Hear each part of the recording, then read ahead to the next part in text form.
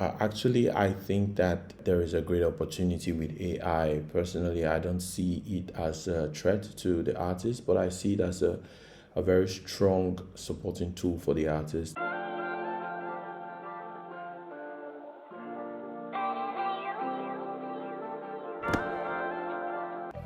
Hi everyone, welcome back again to the channel. It's your boy Paperback Arrow. Today it will be a different kind of video. I'll be doing some art and some time lapse, and I'll be telling you a bit about myself, how I started my art journey and what motivates me, what inspires me to continue to do art. I would also touch a little bit on AI generated art. Does it mean that we do not get to do art again as artists? I'll give you some of my thoughts about this. Actually, I think that there is a great opportunity with AI. Personally, I don't see it as a threat to the artist, but I see it as a very strong supporting tool for the artist. There are lots of redundancies in art, especially when you're doing art digitally, and I think AI would really help to make those tasks which are not really adding value to make them automated. So I think AI in itself is not a problem. I think we need to then start to think about art in a different way or experience art in a different dimension. Recently, I went to an art exhibition and it was not at all like a regular art exhibition. It was totally digital, and it showed how AI was able to collect different data, different information from different sources and create art from it. So it was a different kind of art exhibition, and I think over time it's just going to be another way to express or to show creativity. And it's not about taking away from the artist what he does or what she does, but it's just going to be one of the many options which you would have. Art generated by AI is here to stay. There's nothing else you and I can do about it, but I do not see it as a threat at all. We might need to learn new tools as artists, but it doesn't stop us from creating. Actually, I started art quite early. I was in a public school, actually a boarding school, and I met this guy who really did fascinating art. I mean, he made comic strips and turned all his notebooks into comic books, and he was able to create very interesting stories like the war with Japan and the US. And I was wondering, like, how can a kid as young as I am know all these details? I guess, of course, he read a lot of comics, and he created his own versions of the stories which he already read, but he was on another level. I was 8 years old and I was like blown away by this, and I decided to do the same. So I turned all my art books into comic books. Not really my art books. I turned all my notebooks, because when you start school, they give you, let's say you have to do 10 subjects, you get 10 books, and then I turned 5 of them into comic books, so then I would have just 5 books for my schoolwork. And it was going really nicely, and I was making all of this, but it then affected me because when I exhaust the 5 which I already you know split. I'm supposed to have 10 books, but now I'm doing 10 subjects in 5 books. So it means I had to compress my content into just 5 books. And what happened was that I was not able to take enough notes in class. My parents got to know about this, and they didn't like it, of course. So yeah, that was where the art journey itself, had to stop for a while, especially at that age. And my father wanted me to be an engineer. Of course, he's also an engineer, and he pushed me a lot in this direction. But for me, I do not see it as a negative. I really say thank you to him right now, because now I'm an engineer, and over the years, I've been able to make a living as an engineer. And at the end of the day, I would say that not doing art professionally was actually not just my father stopping me from doing art, but was actually as a result of the environment where I grew up. First of all, art, or as at the time I was still making a decision of what I would be in future, art didn't have a very structured industry, and I knew a lot of people who were artists, but they really didn't make a good living. art paid the bills, but I don't think people really appreciated art to the point of really paying a lot of money, except you are shown by very swanky, expensive galleries somewhere in Lagos or in Abuja. But these cities are just called out the big cities in the country, or in Port Harcourt, for example.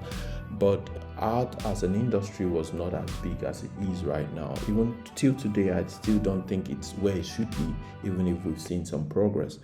But I believe that if there was an industry, and if I saw people who already made a living by art, by doing animation, 2D, 3D animation, or doing some comics and getting paid for it, maybe it would have helped me make the decision to be an artist full time. I would say that the environment affected my decision not to pursue art full time. And I know a lot of people out there in the same shoes. They love to do art, they would love to express themselves creatively, but they are being constrained by the fact that the environment does not support them to do these things.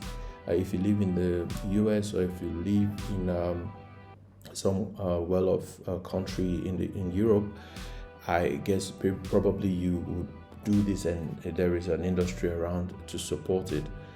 But for us, it wasn't this. I just had to keep doing my art really on a very, I wouldn't say at the highest or optimum level as I should, but I still did it once in a while. And what I discovered over the years, even while as an engineer, I discovered that when I do art, it helps me relax, okay? Sometimes it also makes me concentrate, even sharpens my focus if I do art. And I've enjoyed doing art just by myself with sketchbooks, with no one looking into them, just having fun with it. I really have lots of notebooks where you would see I actually have notes from my engineering courses, but on the side you see some scribbles and some doodles and all of that. But what I can say now is that, moving outside of Nigeria and having the opportunity to be in a different environment, being exposed to a lot of people who are also doing art, it has helped me to then revive this desire to be that cool kid, doing art. Now I do art not for a living, but I do it because I want to share my creative journey. I also want to meet people of like minds. Another reason why I'm doing art today is because I feel like we are all here for a short period of time.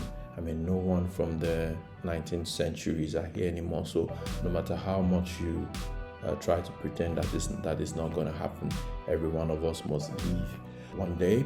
And it only makes sense that whatsoever has been put in you as a vessel, you should use it and make the fullest use of it, so you go out of this world knowing that you did all that you were meant to do. So that's one of the most important things for me, and I don't take it lightly.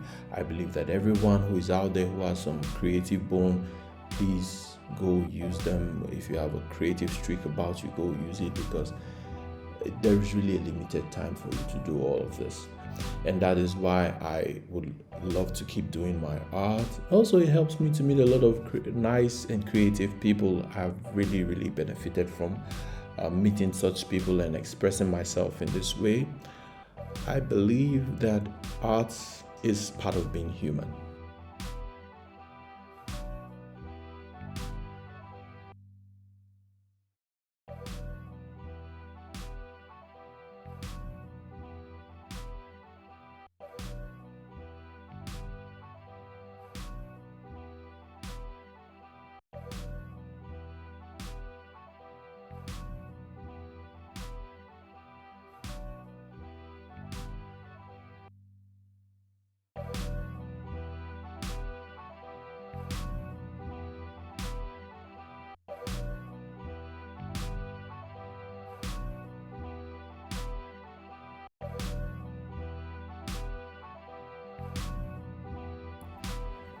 Well, I believe that art is actually a real human experience, because think about all these people who were alive ancient times, especially let's say prehistoric times, and you could see that they left some signs that they lived in caves and lived in some regions by the type of arts, the type of sculptures, the type of scribblings they made on the wall. I mean, make a visit to any of the historical spots and you will find lots of inscriptions, especially images, symbols, and these symbols are really art and they show and tell the story.